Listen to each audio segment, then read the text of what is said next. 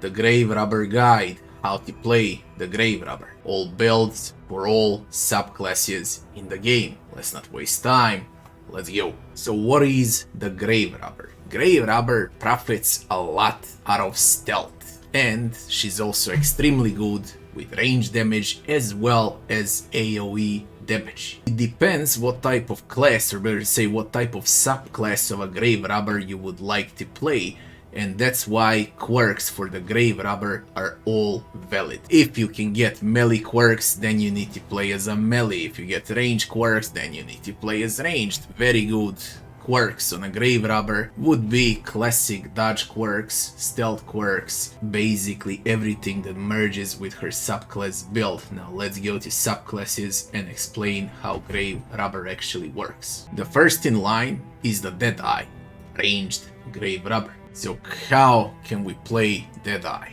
Deadeye, the most simple way to play Deadeye is with full range damage and a bit of utility. So heal, stress heal, single target damage, AoE damage, and damage over time.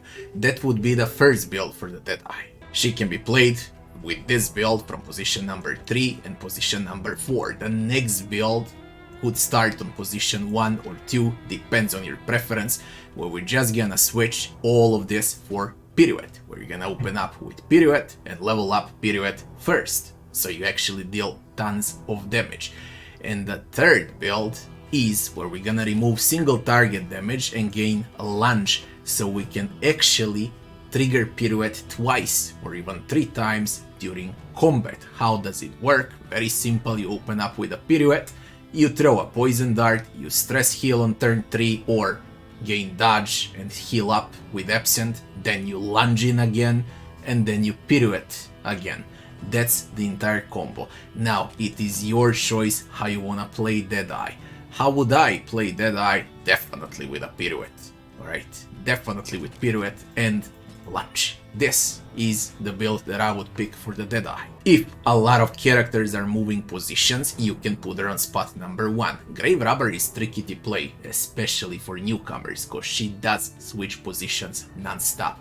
Most of her skills switch positions. What would be the leveling order aside from the Pirouette? As the main upgrade, of course, it's Poison Dart and it's Dead of a Night, so you can actually stress heal when you clear the corpse. Upgraded Absent is extremely good, especially against Confession bosses, main bosses of the run, because it gives dodge plus 3 times. The next in line would be Venomdrop. Venomdrop is very simple to play. All you need to do is go into stealth and target enemies with Blight damage. Merges extremely well with Blighters build. We play with a Plague Doctor, Grave Robber, and Flagellant. How do we play Venomdrop? The most important skill would be Shadow Fade.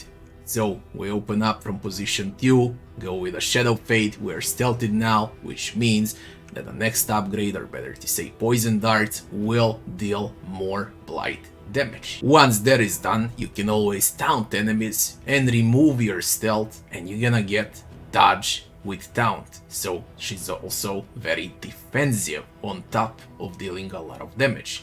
A tricky one to play. You need a good team that's gonna switch compositions, and you need Blighters in your team. So the best team for the Venomdrop Grave Robber would be Flagellant, Plague Doctor, and someone that can switch a lot of positions, like the Jester. The last Grave Robber, or better to say NIGHTSWORN, is extremely simple to play. This is a lunge Pirouette pure damage dealing Grave Robber with a very simple combo. You open up from position number 1, you open with Pirouette. That's gonna be the first spell that you're gonna upgrade, by the way.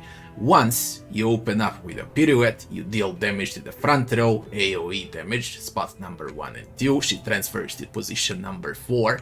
On position number 4, you will apply Shadow Fade, stealth, so you will boost damage of lunge on for turn 3. So turn 1, Pirouette, turn 2, Shadow Fade, turn 3, lunge, Pirouette, Shadow Fade, lunge.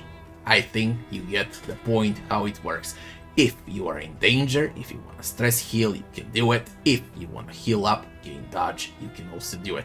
Very simple to play, very effective, deals tremendous amount of damage with Lungeon Pirouette, by the way. The main problem, she cannot deal damage to position number 4. She can only deal damage to position number 1, 2, and 3. That's the main problem with this build, but if you got characters that gonna deal damage to position number 4, then this is the strongest subclass for the Grave Robber. Now, if you got problems and you don't know how to exactly play the Grave Robber, you got 100 of different runs on my channel where you can check out how I played the Grave Robber and learn how to play her. As always, don't forget to like, share, and subscribe, and I'll be seeing you on the next one. Thanks for watching.